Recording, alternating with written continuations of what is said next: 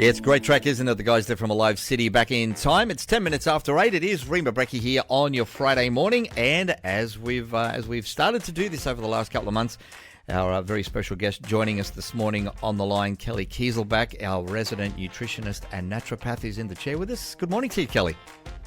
Good morning. How are you? I'm going really, really well, thank you. All the better for talking to you for sure, because it's that time of the month when we get to, I guess, make sure that we're keeping ourselves nice and healthy, which is obviously where you come in, and particularly this time of the year, heading up in towards what we would call the festive season. It is Christmas. Some people choose to call it the silly season. I think it's only the silly season when people get silly. That's pretty much it. Absolutely. Doesn't have to be the silly season, but no, not hard to avoid sometimes. Yeah, right. So I thought we'd kick off this morning and just chat about the upcoming Christmas break. And firstly, why is it important to keep up with a healthy regime over the holidays? Yeah, well, I think the most obvious and simple answer is that, we have one body and one mind, as long as we're on this earth. So, it's important to care for it, nourish it, look after it, and not just, we also want to be able to enjoy the Christmas season. We're seeing a lot of different people. We want our immune system to be really robust. We want to be able to enjoy and participate in all the different festivities that are going on. So I think that's, reason enough to still be paying attention to our health. And I also think as well, people work so hard to build healthy habits in their lives. Mm-hmm. If we let go of that completely, there's definitely going to be some flexibility and some loosening around that. Sure. But if we let go of it completely, then it can be much harder to re-implement those things, post-Christmas, post-New Year. Yep, absolutely. Now, we always talk about, getting out there, and there's always visiting people throughout the break most of the time. So there's a lot of food around, and, there is. A little bit of alcohol here and there for people who do enjoy some of that in moderation. Now, what are some of the common pitfalls around our food and alcohol choices? Well, I think the biggest one is probably we go in with this all or nothing attitude.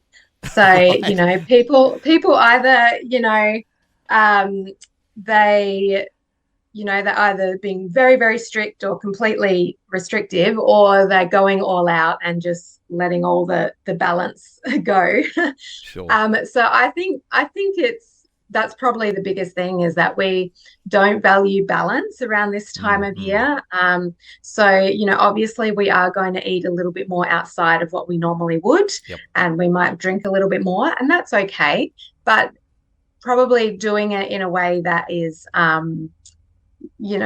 brings a bit more balance. So making sure that when we're not out with friends, when we're not at those parties or whatever, that we're still eating a normal, healthy, balanced diet to kind of balance it out. We're drinking plenty of water, and that we don't get caught up in the, often, we're given lots of chocolates, or, have more, it's Christmas, have another drink, it's Christmas, and that can be really hard for some people. So, I think it's important that we're careful not to get caught up in that, and also that we're not the ones perpetuating that. If someone doesn't want to have more, then we step back and say, okay, I respect that.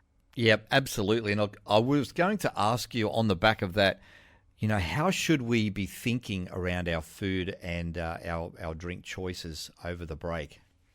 Yeah, I think, be sensible, make good choices when they're available and where possible, but don't let it cause you stress. Sure. So, it's okay to be a bit flexible. It's okay to have a treat. And that's going to look a little bit different. Obviously, some people, if they have medical conditions, or, a diabetic can't go all out with the sugar, or a celiac can't start eating gluten. That's kind of an all year thing. Yeah. But, for most of us, we can have those treat foods. So not being super restrictive, but as I said, trying to balance it out with, other healthy foods as well. And I think it's important for us to recognize that, food is hugely important to us culturally, socially, It's a way we connect with other people. It's a way we celebrate. So we don't want to completely dismiss all that and get overly restrictive. But it's just, again, being sensible. Yep, absolutely. Now, I think around the end, usually the end of the year, it happens, people think to themselves, right, I'm going to get healthier next year. I'm going to start a book and I'm going to read it through for this year. Like, I'm going to make sure I finish this. I've got this project. So we're talking around New Year's resolutions. Now, this is a bit of a subject that, you could be probably debating back and forward, but do they work? And if they do, why? And if they don't, why not?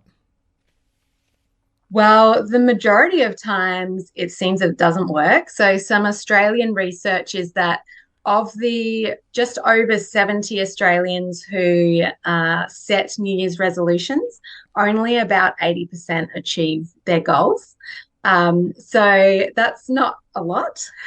And I think some of the reasons for this is, one, again, that all or nothing attitude, people setting unrealistic goals, saying, I'm going to start walking every day, or I'm going to, often it is health goals. The majority of New Year's resolutions do revolve around losing weight or exercising more or eating healthier.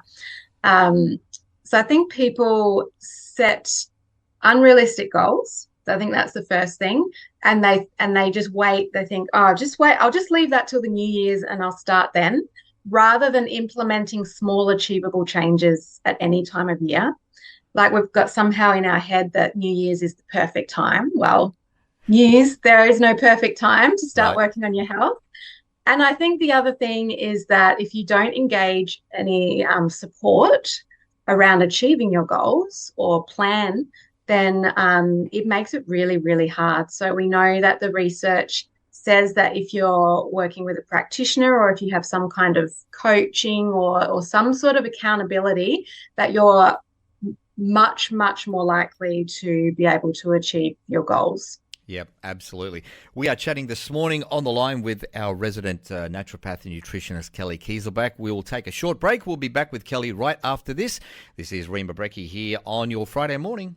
Yeah, the boys there from Third Day. I believe it is 21 minutes after 8. Rhema Brekky here on your Friday morning. Of course, we are chatting with a great friend of our station here this morning.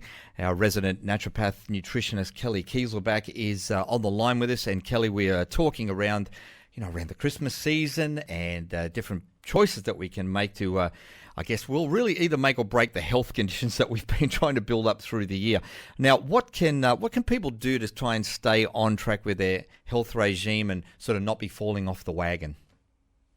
Yeah. So I guess the first point I want to make is I'm really careful about language. We have what's called negativity bias, where we're always looking at the things that we're not achieving and not doing.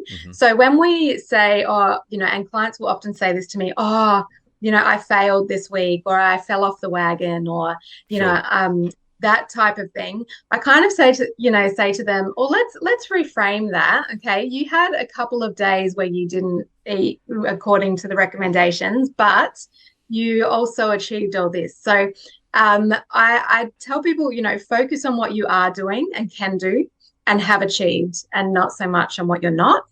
But in terms of trying to keep some consistency with your healthy habits, I think planning becomes really key at this time of year, especially when we're talking around food and we've got lots of parties and Christmas celebrations, and that you're going to be eating out more and things like that.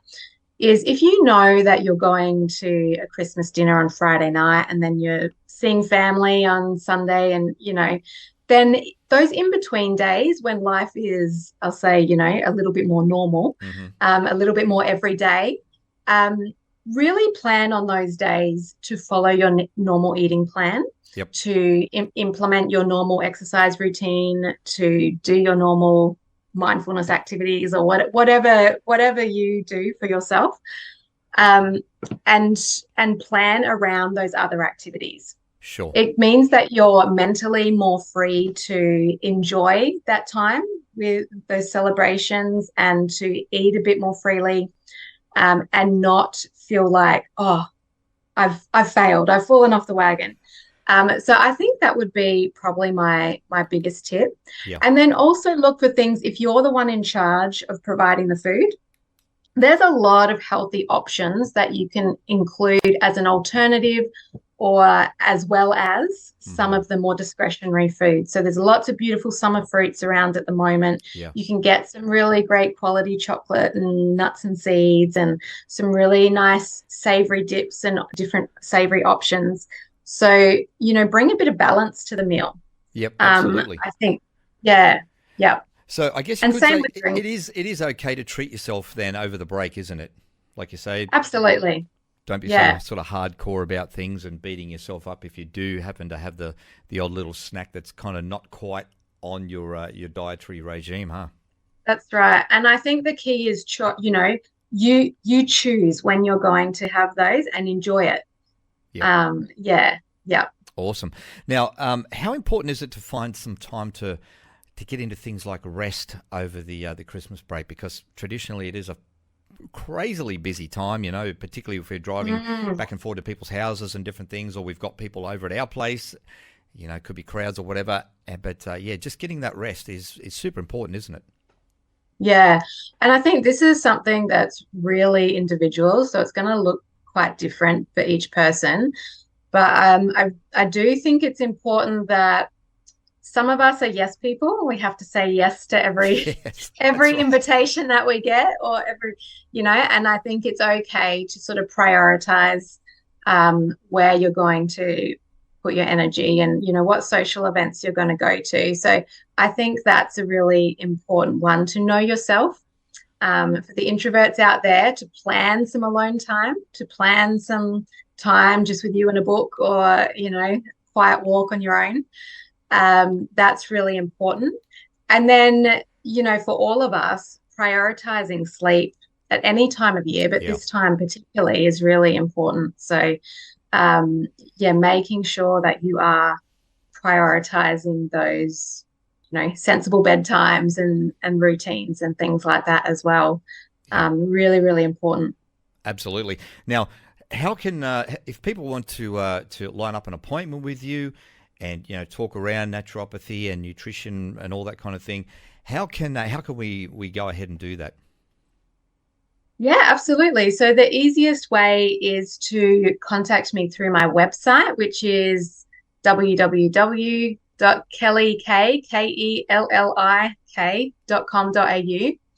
On there, you can book appointments, including a free phone appointment. So if you're not sure how naturopathy or nutrition can really help you, and if it's really for you, then you can book one of those appointments, and I'm happy to chat with you.